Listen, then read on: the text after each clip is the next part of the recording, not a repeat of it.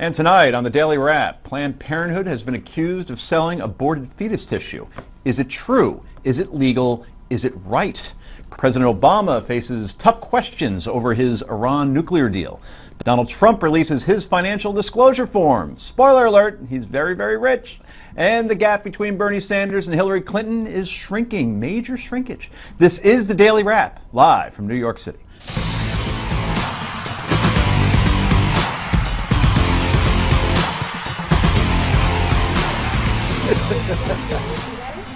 And welcome to the show, everybody. I'm Joe Concha with my co-host Rick Unger, who has been on fire in the pre-show. We've been busy here today, haven't we? You got any energy left? I got a lot. It gets me going, man. It gets me going. I'm so ready. Okay, very good. It's like Viagra, but verbally.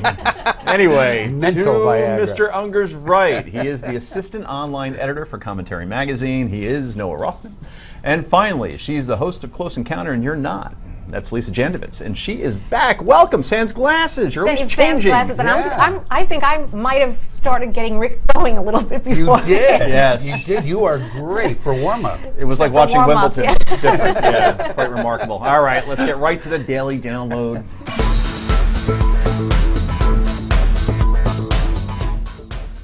And Planned Parenthood now under serious heat today on claims they sold body parts from aborted fetuses. The allegations are the result of an undercover video produced by the pro-life group Center for Medical Progress with Deborah Nucatola, Planned Parenthood's Senior Director of Medical Research. Nucatola thought she was meeting with buyers and representatives from a, quote, fetal tissue procurement company.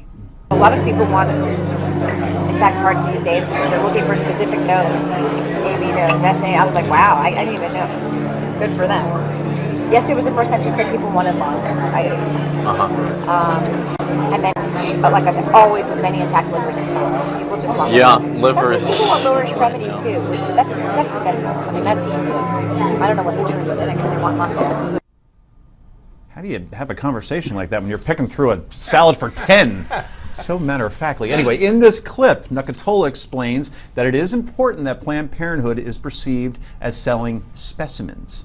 Every provider has had patients who want to donate their tissue, and they absolutely want to accommodate them. They just want to do it in a way that is not perceived as this clinic is selling tissue, this clinic is making money off of this. Nucatola is then asked about cost. You know, I'm going to throw a number out. I would say it's probably anywhere from $30 to $100, depending on the facility and what's involved. The $30 to $100 price, that's per specimen that we're talking about, right? Yeah. Yes. And then there's more. How much of a difference can that actually make if you know what kind of what's expected or what we need versus? It makes a huge difference. I'd say a lot of people want liver, and for that reason, most providers will do this case under ultrasound guidance, so they'll know where they're putting their forceps. Planned Parenthood's Senior Director of Research explains how they are careful when removing the fetus in order not to damage sellable specimens. So then you're just kind of cognizant of where you put your crossbars. You try to intentionally go above and below the thorax so that, you know, we've been very good at getting hard, long liver because we know that, so I'm not going to crush that part. I'm going to basically crush below, I'm going to crush above, and then I'm going to see if I can get it intact. And those are just some of the more notable parts of the video. If you're interested in watching the whole video, you can go to newsmax.com. Speaker of the House John Boehner released a statement on this saying, and we quote, "Nothing is more precious than life, especially an unborn child. When anyone diminishes an unborn child, we are all hurt, irreversibly so. When an organization monetizes an unborn child, and with the cavalier attitude portrayed in this horrific video, we must all act. As a start, I have asked our relevant committees to look into this matter." The Speaker has demanded hearings over the controversial video. Planned Parenthood's response? They say the money discussed on tape had to do with the cost to transport donated tissue. All right, Rick, I know you have a couple of opinions on this. Well, look, I mean, I have to say my opinion is not yet fully formed because I have not gotten all the way through the entire video. 2 hours and 45 minutes. 2 hours and 45 minutes, which is very different than the 10-minute one that's circulating online virally. Look, setting aside whatever I may think is right, wrong, whatever, when you hear about a story like this, and the way I first heard it is that Planned Parenthood was selling body parts. That obviously upset me. But then I went to the video and I instantly could see it was cut up a great deal. They took the 2 hour 45 minute one and cut it up to about 10 minutes. That always makes me suspicious, no matter whose video it is. So I did go to look at the other one. From what I've heard so far, there are a few things that do appear clear to me right now, but I need to hear the entire audio. First of all, there's nothing that I have seen said that violates any federal law. That was, again, one of the first things that I heard, is that they had violated federal law, which would be a very big deal. Does not appear to be the case because from the evidence I've seen so far, they're not meeting the test of selling something that's going to be used for a transplant, which is a critical factor in the federal law. And then with respect to tissue, it depends on a few other things, what it's being used for. But so far, and I'm underlining so far because I haven't seen it all, we'll be back with more, I don't think they've done that. The entire thing is going to come down to whether or not at some of these stages, even the part we just looked at, they were discussing full body parts for the purpose of any use other than tissue for research. If it was for any other purpose, there could be a very big issue here. If it was for research, then make a long story short, you need to examine how you feel about stem cell research. If you are opposed to using embryonic cells for stem cell research, you will be opposed to what they are doing at Planned Parenthood. If you support that, my take so far would be that, as awful as it may sound to you, there may be something different going on here, and maybe you're not as opposed as you think. And that's a responsible, measured response. And if we see the media today, it has been hysterical over this. Yeah. And the reason why I'm not going to say the media was completely wrong here is because of the perception that you have a woman having lunch with that's either Pinot Noir or Cab or something, big fat glass of wine, chewing, eating, and talking about baby body parts. And Lisa, I think people just watch that at home and won't dig the way Rick did, right, and just say, right, that disgusts me. Absolutely, and Rick and I spoke a lot about this before the show. You call that speaking? Yeah, come on. It was a spirited debate. It was a little, go on. But a friendly one. And I think you hit it on the head in terms of perception. People see this. People have definite opinions and feelings about abortion, and Rick was referring to people maybe not wanting to hear about any other kind of operation or surgery. Abortion is totally different because you're dealing with a fetus, which for many people, and I know myself included, consider that a life. So you're talking, she is describing crushing and really killing that life, and then what's going to happen. And the way, and Boehner, I may not agree with everything that he says when he says the cavalier attitude. And again, I know she's a doctor, but people seeing that, and they did release the entire 2 hours and 45 minutes. Most people are not going to be watching the 2 hours and 45 minutes. They will watch that, and they will have a definite reaction, a definite opinion based on how it was said and how it was presented. I do feel, and just quickly, and we'll give it over to our friend here. It was just as cavalier, in my estimation, for Boehner to instantly seize on this, to turn it into a political issue without having any understanding as of yet as to what's on that full tape. And I think, Noah, Planned Parenthood was asked by CNN, asked by Fox, asked by a lot of news organizations, do you want to have somebody come on and explain this? And they all declined comment. They just put out a written statement, and that just fuels big mistakes. The whole perception that this whole thing just looks bad. Yeah, it is bad. It doesn't just look bad. You had mentioned that the press was a little bit hysterical today. I would submit that the conservative press is a bit hysterical over this. As far as the mainstream outlets, your New York Times, your Washington Post, the places where most people get their news, they barely covered it, and when they did, they covered it from the perspective of, this is a conservative story, this is something that conservatives are outraged ABC and CBS did not cover it either. And that really just deflates the matter. Planned Parenthood kind of skirts the issue here. They get reimbursements, and reimbursements are defined by part of a marketplace. There is a big, broad marketplace for fetal body parts that we're just not really all that aware of. I think Americans would like to be more aware of what But that there is a consists. very specific, there are two specific laws that cover it depending on what's done with them. By the way, Well, two steps, and you're free and clear and legal, but Yeah. you're still being reimbursed for fetal organ transplants. Yep. I Guys, we gotta I wrap just it up. quickly want to say you're absolutely right about the fact that there has not been sufficient media coverage. Okay. So, more on this and much more from the Daily Wrap in just a moment. Don't go anywhere.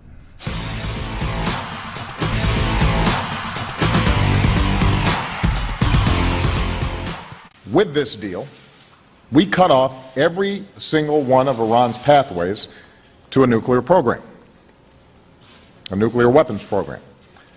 And Iran's nuclear program will be under severe limits for many years. Without a deal, those pathways remain open. There would be no limits to Iran's nuclear program, and Iran could move closer to a nuclear bomb. And welcome back to the Daily Wrap. I'm Joe Concha, joined by my co-host, Rick Unger, and filling out the panel tonight, Rothman Jandovitz. President Obama addressed reporters today to discuss the nuclear deal with Iran, but things didn't go smoothly for the president. It is incumbent on the critics of this deal to explain how an American president is in a worse position 12, 13, 14, 15 years from now, if, in fact, at that point Iran says we're going to pull out of the NPT, kick out inspectors, and go for a nuclear bomb. Now, Major Garrett at CBS then questioned the president about the 4 Americans in Iranian jails. As you well know, there are 4 Americans in Iran, 3 held on trumped-up charges, according to your administration, and 1 whereabouts unknown. Can you tell the country, sir, why you are content with all the fanfare around this deal to leave the conscience of this nation and the strength of this nation unaccounted for in relation to these 4 Americans? The notion that I am content as I celebrate with American citizens languishing in Iranian jails?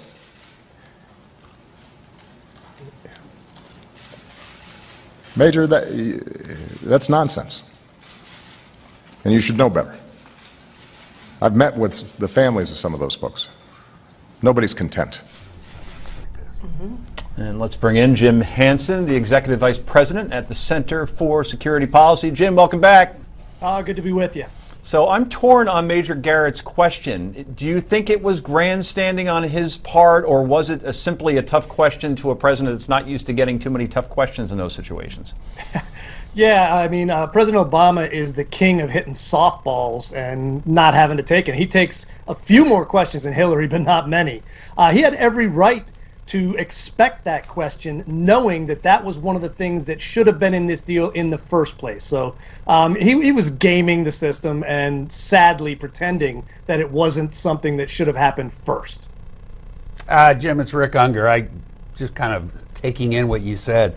I actually agree it should have been in the deal. I think it was the way the question was asked more than the fact that there was a question about it. But that said, here's what I really like to know from you. I've been spending 2 days digging into the agreement itself. From what I've been able to learn talking to some physicists that I've come across who are nuclear physicists, the issue over how we go about inspecting and how it went from being told as we were that it would be anytime, anywhere. And after we're done with the interview, I have a few things to say about that because I think the president wasn't truthful. But the fact that it's 24 days, I'm led to believe now that 24 days would be more than enough time to pick up nuclear signatures anywhere we would go to inspect. So are we making a mountain out of a molehill when we worry about that? No, it's kind of a joke that we're pretending we're going to get to go everywhere their nuclear program is. They've said we're not. The deal says we're not. So there's no question that we don't know all of the things about their program, and even the things we know, they're not going to let us see in a timely fashion or in some cases at all. So we blew this deal when we allowed them enrichment, not when we said you can have some enrichment and we'll try and keep up with your obfuscation of the program. That was the big mistake. Do you want to offer us your alternative, how you would have done it? Oh, I would not have made a deal with the mullahs. We can't trust them. Well, then wouldn't they be building a bomb? They would be building a bomb. We should have kept our policy at regime change and attempted to get a rational regime in place who wouldn't want to build nuclear How was that weapons. going for us? Well, we stopped. Obama had a chance to do it in 2009. He let those Iranians die in the streets instead of standing up for him. So he hasn't got much of a leg to stand on as far as saying he's got the negotiating partners he earned. So, Jim, how do you think this all works out? Do you think Iran basically continues, because they'll still, obviously, the military sites, like you mentioned, we can't inspect everywhere, like military sites, which would kind of be a little important. So Iran still continues to build a bomb. Does this then compel Saudi Arabia to move ahead even faster with building theirs and starting an arms race in the Middle East? I would assume that there is either a Pakistani bomb in the Kingdom of Saudi Arabia or on a plane en route. And they're not the only ones. The Emiratis will get one, and at this point, it'll be soon enough. If the Iranians don't have one already, they'll finish theirs, because this program or this deal just legitimized their nuclear program, and they will finish their bomb this way or buy one. So we've got a nuclear Middle East where before we had the rational Israelis, now we've got the irrational Iranian regime and everybody else who thinks they're crazy bombing up as well. There's no upside to this at all. Well, Jim, I'll make sure that I'm not on that plane from Pakistan to Riyadh, just because if something goes wrong, you don't want to be on that flight. So, anyway, Jim Hansen, Executive Vice President at the Center for Security Policy. Thanks for coming on. We appreciate it. You got it. Okay, Noah, quickly. The president said rather self-righteously and indignantly that it's up to the opponents of this deal to say why it's a problem 10, 15 years ago. Well, the fact that he caved at the very last minute to eliminating the arms embargo and the ballistic missile embargo against Iran leaves it a better armed, richer, better funded country. The Russians gave them S-300 surface-to-air missiles just 6 months ago. We're less prepared today than we were 6 months ago to take out this program, let alone 10, 15 years from now. Linda, last word, 10 seconds. I don't understand how this deal can go through, but it remains to be seen whether the Republicans and Democrats can get enough votes to do something about it. There's so much to be said still. There's a lot to talk about tonight in all of our segments. Anyway, go to newsmaxtv.com/comments and let your voice be heard on this. Up next, a new poll says Donald Trump is almost as popular as Jeb Bush. Stay tuned.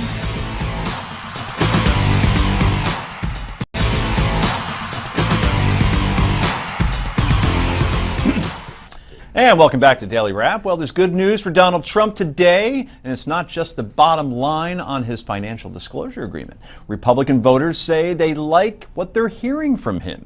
According to a new Washington Post ABC News poll, 57% say they like the Donald compared to 65% of voters who saw him in a negative light just 2 months ago. Overall, Americans still find him unlikable, but he's been on the rise over the past 2 months, as the graph shows. Ms. Jandovitz, Lisa. I love these polls. I'd love to see these people. I bet you do. 57% of people, Republicans, that have high favorability ratings. I think what he's doing is he's reaching a slice of the Republican base where what he's saying is resonating with them. He's saying things that no one else would say. He's talking about people. A lot of people are fed up that there is not a stronger immigration. Is not stronger There's immigration not a wall, laws. in essence. Well, exactly. And so he's coming out and speaking to those people, and they're saying, yeah, this is what we want to hear. Whether that, I don't think he's good for the party. I don't think he will be articulating his views the way that he does on a national stage with the debate, and that will influence how the debate is going. He's getting a lot of attention now. We'll see how far he goes. I don't know that that's going to mean that he's going to get much further than past the debates. Noah, should Fox consider maybe making the debate 8 hours? Because with the 10 people they're going to have between Christie and Cruz and Trump and Walker, I mean, how do you condense all of that into like a coherent argument? It'll be a telethon. Yeah, do it like Jerry Lewis used to. Jerry Lewis And the they keep narrator. circulating in. But you have a different opinion, though, as far as, Lisa, you say that maybe, and you agree with me on this, in terms of it actually makes the individual GOP candidate look better, from certain people's perspectives anyway, with the Trump in there, because they actually look more statesman and presidential. No, I didn't get to answer your question. Oh, I was just asking it. No. Yeah. Oh, the 8-hour one? Stick up for my Oh, I thought we settled that with Jerry Lewis and we moved on to the second one. Yeah, I forget how long Sorry, go ahead. they were in 2012, but there were 8 candidates on the stage in 2012, and there are going to be 10 now. It's not a really substantial difference, although it's going to be More, it's gonna be more verbose people, Right, though, yeah. this Left time a lot around. of people out too. Yeah, that poll that said there are 57% now that have a favorable opinion of him. That's a dramatic reversal. He's now above water. There's a big rehabilitation campaign going on in the talk radio wing of this party that really appealed to what he's saying. But that same poll only showed that 17% of the electorate supports him. So we're talking about people who now have a favorable opinion of this guy, but don't necessarily back him. I don't know how much higher he can possibly get. And when he gets on stage, as you say, he's juxtaposed against a Chris Christie, who no longer looks like a bombastic bully. He's juxtaposed against a Rick Perry, who no longer looks like a heartless anti-immigrant candidate. I think that it doesn't do the party any favors, but it probably does do a few favors for the candidates. Interesting perspective. Do you agree, Ungud? Well, Noah's theories are interesting. We've talked about it quite a bit, and he has some interesting theories that are absolutely worthy of consideration. I'm still going to put my money on the fact, go Donald, go. I actually had a tweet today from a viewer who said, bad day for you, Rick. Trump's doing this well, this one. I'm going, dude, you don't understand. I hope he wins the GOP nomination. I truly, truly do, because it's going to make it very easy for any Democrat, including my cat, who identifies as a Democrat, to become president of the United States. You're secretly scared of him. No, he has my cat. it. My cat actually has it on his collar. Speaking of that good day that Rick just mentioned, as we mentioned earlier, Donald Trump filed his financial disclosure forms, and as he's told us on more than a few occasions, he's very, very rich. Just how rich? Try $10 billion. Many of Trump's fellow GOP candidates said he would never file. Does this mean he's seriously running this time, Unger? Donald Trump's rich? We didn't think it would get to 10. You thought it was more like 4 billion. We got to 10. I still do. I mean, if you look at how they disclose, it's mostly checking boxes that says I have more than 50 million. But whatever, who cares? Yes, Donald Trump's rich. We know this because with all that Trump class and style, he tells us every chance he gets. So. Quickly, both of you, and then I have to talk about Ted Cruz. So, Noah. Yeah, this is all very shocking that this is actually coming to play like we're seeing this. He hired somebody who he had fired on The Apprentice as one of his Iowa people.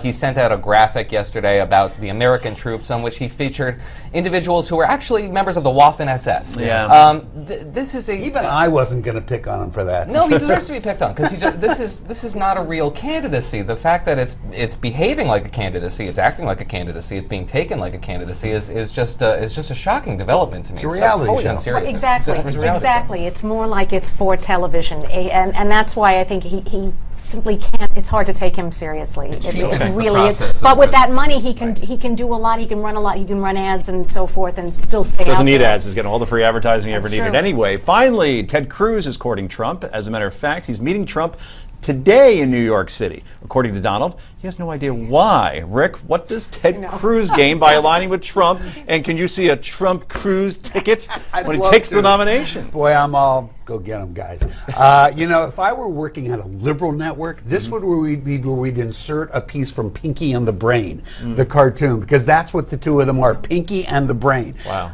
Familiar with that. Cruz wants to wake up every morning and say, how can I take over the world? Oh boy, good lord. Anyway, is Bernie Sanders finally catching up to Hillary Clinton? Back after the break.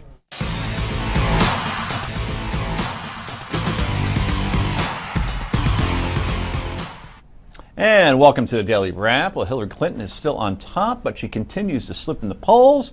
In fact, a new one from Monmouth University, which has been busy lately, shows the former Secretary of State still has a pretty big lead on her fellow Democratic contenders with 51% of the vote, but she did fall 9 points between April and July. Actually, all of the candidates have dropped since April except for one, Mr. Bernie Sanders. Bernie's numbers have gone up steadily since April, jumping from 7 to 12 to 17%. If Joe Biden doesn't enter the race, is it safe to say the Democratic nomination will come down to Clinton and Sanders? No Chafee. Can you believe this, Unger? I'm stunned. You know what amazes me is how people are interpreting these polls. So let's see. Look at the numbers. Hillary had 60%, which was her top in April, which meant 40% didn't like her. And then you get a candidate that suddenly other people like, and you'll see that as Bernie's numbers go up, Hillary's come down. Shocking. There were no other candidates in the race when she was at 60%. So yeah, you would assume that she's going to lose some popularity. The fact of the matter is, you can add all of them up together, and the whole bunch of them don't come close to beating her. It's just a silly thing to criticize. You just wouldn't assume, Noah, that it would be a 73-year-old socialist that would be taking some of those numbers away. I mean, we are all surprised that Bernie is getting some of the numbers that he is, considering his stances on certain things like... He's getting numbers like Trump's getting numbers. But he's not an extremist, I would say. I mean, I guess you can call him bad on a certain level, but he seemed almost completely unelectable before. Yeah, and he still is. Well, he's getting big crowds. Yeah, and 17%. Right. But in New Hampshire, he's in a dead heat, though, with Hillary Clinton. The New York Times poll recently. I mean, I think it just shows, Noah, that Hillary Clinton is a weak candidate, and people like the idea of her more than they like Hillary herself. Yeah, I think that's fair. Those of us who've been watching the leftward drift of the Democratic Party over the course of the Obama era are not nearly as surprised to see a self-described socialist who is a non-entity in the upper chamber of Congress doing as well as he is with a certain segment of this electorate which really does want to go farther to the left, much farther to the left, than they did even over the course of the Obama presidency. And they've compelled Hillary Clinton, who really isn't facing a tough race, to disavow just about every accomplishment of her husband's presidency, the single most popular presidency of the modern era. She's in a very You would complicated... include Reagan in that? Bill Clinton is the most popular president when polled. By the numbers, yeah. By the numbers. Interesting. And that's by virtue of the era that he led in the post-war peace dividend. Sure. And by virtue of the fact that he governed as a centrist. He won only a plurality of the vote both times that he ran for election, and he governed directly from the center with the exception of a 1993 tax increase. Hillary Clinton has been compelled by the forces of her party to disavow virtually every accomplishment that is celebrated by the center in the middle of this country. That's not going to stop. No, Lisa, do you think that Elizabeth Warren now kind of regrets not running, seeing how effective Bernie Sanders has been, because she's much more electable given that she's younger. She resonates even with more people than Sanders does. I think she probably has some second thoughts on that. She is, but I think if she wanted, I think if she wanted to, she would have been in the race. I think what Bernie Sanders is showing, and even though his numbers are nowhere near what Hillary's are, is a vulnerability in Hillary Clinton, and I think that's what she or her people may be considering at this point, that there is, whether or not he can beat her or not, there's something there that people are looking for. And what they may be looking at Bernie Sanders with in terms of, particularly in Iowa, is his authenticity. And they're not getting that from Hillary. Yeah, that's what I meant. You can't compare him to Trump because with Bernie, at least, he's much more trustworthy in terms of the things he says. You could fact check him and it's hard to Right, but let's dispute. keep something in mind. She has never been below 50%. That's not all that vulnerable. And number two, Noah, I agree with a lot of what you said. You're right. It's not going to change. She's going to go to the left right up until the day she gets the nomination, and then she'll do exactly what every candidate does. She'll start moving big time to the center, and Bill Clinton's accomplishments will become a very big deal to her. Those that she hasn't denounced. I would say that there's a silent majority within the Democratic Party that is still generally centrist. there are. But there's a very vocal minority And they that will controls come right the along microphones. with Hillary the minute They'll she gets support the nomination. nominee, So, begrudgingly. They will support the nominee, but they have all the microphones. Well, Bernie Sanders also stole an opportunity Tuesday to highlight some key differences between himself and Mrs. Clinton when he practically hijacked some microphones in the Capitol reserved for Senate leaders, and he held nothing back. Sanders attacked over 3 decades worth of trade agreements created or signed between both Bill and Hillary Clinton over the years, calling them disastrous for American workers. He called out Hillary for not taking a hard stance on climate change, the Iraq War, and even big banks. Commandeering microphones outside the Capitol is pretty risky. Will Bernie Sanders' antics get in the way of his message? Lisa.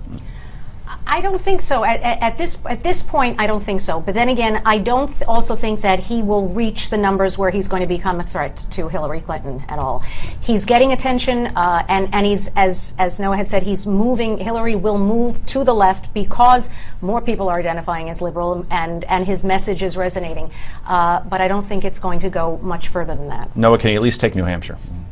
I doubt it, but if he does, there will be a real panic within the party. Interesting. Rick? I actually think he has a better chance of taking Iowa. Yeah. Okay, very good. Back with more in just a moment. Potluck time next.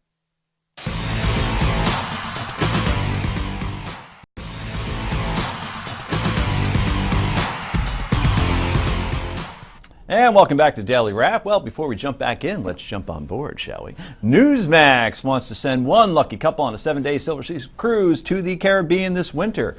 Obviously, panel, a luxury cruise on the Silver Wind is a trip of a lifetime. To win, however, you need to enter our sweepstakes. Visit newsmax.com/sweepstakes. That's newsmax.com/sweepstakes. Okay, it's potluck time. Part of the show, we go around the table and share our favorite stories of the day. But tonight, I'll be talking about something that's really been bothering me for the last couple of weeks, and apparently much of America as well, and even Rick Ungar to the point where he is boycotting what I'm about to tell you about.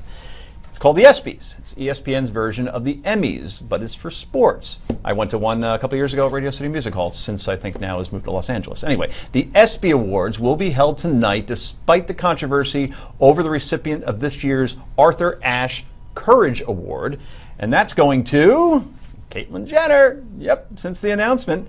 Critics have argued that other athletes deserve the award just a little bit more, like, I don't know, double amputee and war vet Noah Galloway. You may remember him from Dancing with the Stars. He's now running marathons, competes in all these CrossFit events. I mean, just incredible. Or maybe Lauryn Hill, who continued to play on her college basketball team while battling an inoperable brain tumor that she actually was diagnosed with her senior year. She said her only goal was to play in college basketball on that level, and sure enough, she did it. She passed away just this last April. Maybe they're just a little bit more deserving. Well, now the controversy has shifted from which athlete deserves the award more to how the decision was made in the first place. ESPY producer, her name is Maura Mant, one of Jenner's biggest supporters, says there's no formal voting process for deciding which athlete gets these kind of awards, and insists the decision was not made for ratings. Yeah, okay. The Arthur Ashe Award is usually given to a current or recent retired athlete. Jenner retired after winning in the 1976 Olympics. For those keeping track at home, Noah was minus 14 years old then or something. So, do you guys think, given the past award winners, Pat Tillman, I don't know, Nelson Mandela, maybe there's Nelson right there, or Billie Jean King. Jim Valvano. Jim Valvano in '93, he was the first recipient. You're boycotting tonight, so I think I know your answer. Yeah, I'm really annoyed by it. I really am. Look, I have nothing against Caitlyn Jenner. I don't think any of us do. She can do whatever the heck she wants. It's okay with me. But I got to tell you, I mean, Lauryn Hill certainly struck me as one of the most courageous human beings. You look at some of these veterans and some of the incredible things they're doing in sports. You mentioned the gentleman who went and danced on Noah Galloway. Mm-hmm. Noah Galloway, and that competition, Dancing with the Stars, is an athletic competition. These are amazing people who did great things. I'm very put off by all this, and I won't be watching. No, would you respect ESPN just a little bit if they just said, yeah, obviously more people are going to watch this ESPYs than any in history. So I guess from a business perspective, they did make the right decision, but... Would I respect them for admitting that? No. Nor do I respect them for doing this, which is probably, as you say, a ratings event. I'm not surprised by this. This whole manufactured celebratory atmosphere around Caitlyn Jenner and her courageous transition, and it is something to be admired, but it is not something to be fawning over in the fashion that we have. I don't think that this is real. I find it fabricated. I find it forced. I think a lot of this is a display in order to appeal to the society and the people around us, and God forbid, avoid the lynch mob that has assembled around individuals who to dare to counter the preferred wisdom. If you were to plug into Siri right now his old name, Bruce Jenner, you would be scolded. You have individuals who are members of the Washington Post reporting team who created a bot that goes out and scolds people who uses this individual's name, his old name. Washington Post. Yeah, this is Washington Post reporters who are proud of this event and didn't hide their involvement in it. This is it's a very strange and perverse societal shift, and it has nothing to do with Caitlyn Jenner. It has everything to do with posturing and about us and being about us in our heads. Lisa, you getting your popcorn ready? I am very disappointed, not surprised, as I think all of us are not surprised. But will you at the watch decision. out of curiosity? You know what? I'm going to be honest. I probably will watch out of curiosity. And you've never watched an ESPYs before, I'll bet. I think I've watched it once or twice. It's not like I watched it like I would watch the Oscars or Okay. the Emmys or something, but I probably will. I'm just going to be completely honest. But that being said, I still don't think it was the right decision for them, because as we've mentioned, people that are so much more deserving. What she did by divulging, yes, I think it's a courageous thing. I don't even know if I use the word courageous, but what has she done for the LGBT community actually so far, besides coming forth herself? What has she done, really, specifically? Maybe, and I'm playing completely devil's advocate here, she'll have her own reality show on E, and therefore just that exposure alone will make that lifestyle more mainstream to folks that otherwise may not have been accepting of it. But is that right? But is that a sacrifice on Caitlyn Jenner's part? No, it's not. I agree with you. It's important we all know about it and see what's happening, but that doesn't require honors. Right. Right, exactly. You know, there are people doing far more courageous things. Look, we have veterans, folks. You know, they do amazing things. Let's honor them. Yep, ESPN, a Disney company, by the way. Anyway, up next, it's time for Yay or Nay. This is the Daily Wrap.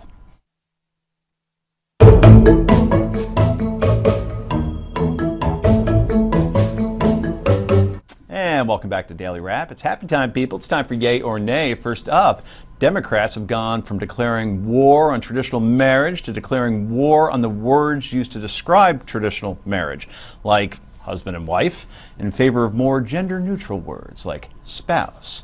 Over 24 Democrats, led by California Representative Lois Capps, are pushing to pass the Amend the Code for Marriage Equality Act, which will make the language in federal regulations and laws more gender-neutral, following the legalization of same-sex marriage. But Ms. Capps says this new legislation isn't just for same-sex couples. For example, she also says while it is a federal crime to threaten the president's wife, there's nothing in the law about threatening the president's husband. Gender-neutral laws, yay or nay? Unger, you're from California. Well, she's kind of got a point, although I do have a problem with what the setup there. There was never a Democratic war against marriage. Okay, fair enough, but still, so you're yay? You're going to call your wife a spouse from now on? No, okay. I'll call her my wife, and she'll call me your husband, and I'm fine with that. Okay, very good. Noah? Yeah, I totally agree with Rick Unger. This is the law of the land at this point. You really can't be discriminatory on a federal form. So, yes, I think there's no problem with amending the forms to reflect the nature of the law and not exclude anybody. But at the same time, yeah, I don't think that's going to change anybody's from no, calling. We're probably not going to lose a lot of sleep over I'm going to still call my wife, yeah. and she'll hopefully she'll call me all the things that she normally yes, calls. Precisely. Right. We can't talk about the guy that. I beat on verbally. I was going to say nay, because so if it's on a form and it's a same-sex marriage, what is wrong with husband and husband or wife and wife? It's why shouldn't it stay that way? That's a great point. Well, no, but she's talking about in the context of a law, not on a form. They're going to change the things in the law so it says spouse, because you're not going to say in a law husband, husband, husband, wife, wife, husband, wife, wife. You know. Why do you think they went with spouse? They should Right. have a partner, maybe, Well, right? no, spouse does sum it up no matter what. I guess. I can see that. Yes, I but don't really care that much, but you know, I can see that. You know. Yeah, this is not the not highest sure priority. it's Yeah. All necessary, right, let's but- move on. While we're on the topic of marriage, in an interview on Monday, Rick Santorum attacked Governor Scott Walker's wife, fearing she may make Walker lose focus on the issue of gay marriage. We're not joking. Walker's wife, Tonette, has publicly disapproved of her husband's stance on same-sex marriage, and according to Santorum, when couples aren't in sync on cultural moral issues, you tend to lose focus on them. Do you think Walker will back off of same-sex marriage because of his wife / spouse / partner? He already did. Rick. That's an easy yay because he did, and his kids also complained. So I don't think Walker's the issue here for once. Santorum needs to keep his mouth shut. It's none of his business what